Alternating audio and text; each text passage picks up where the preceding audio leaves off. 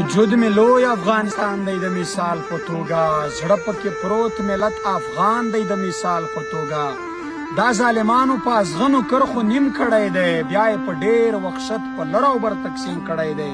چې د دې نیم زړه یو کېدو ته څه اقدام ونه کړم، ما ته معلومه ده چې ژوند به په آرام ونه کړم.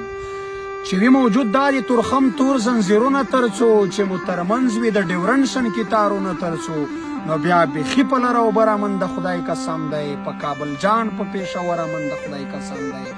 تاسې حساب وکړئ چې څومره ځورېدلي یو مونږ، د دې بېلتون د لاسه څومره دردېدلي یو مونږ سکه ورونه یو دشمن سره ویشلي یو مونږ، بیا یې په 100 قسمه نومونه غولولي یو مونږ. له پښتونخوا چې څوک جنت هورو المان ته لیږي، بیا یې ټوپک په لاس لوی کور افغانستان ته لیږي.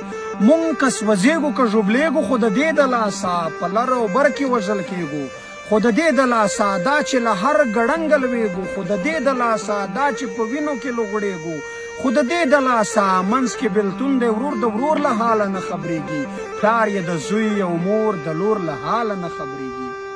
نور نه تارونه منم، نه یې دا پټک منمه، نه د چا توره زوره او نه د چا ټوپک منمه، نه یې مایده د ډیورنډ، نه یې ګندمک منمه، نه یې زنځیر پر تورخم، نه یې په سپین بولډک منمه، فقط یو لوی کور له کابل او تر ټک منمه. دا خو په زور چا شو کولی له خپل ځان یمه زه، ګنې که دلته یم که هلته یو افغان یمه زه.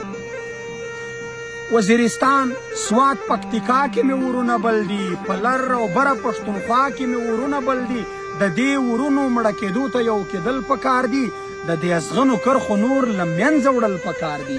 پښتنو څو مو چې دا وران وطن ګټلی نه وي، چې مو تر څو دښمن ته زور د مټ ښودلی نه وي، څو مو چې دا د وطن زوړ پر غر ګنډلی نه وي، چې مو تر څو په اټک پل دیوال وهلی نه وي.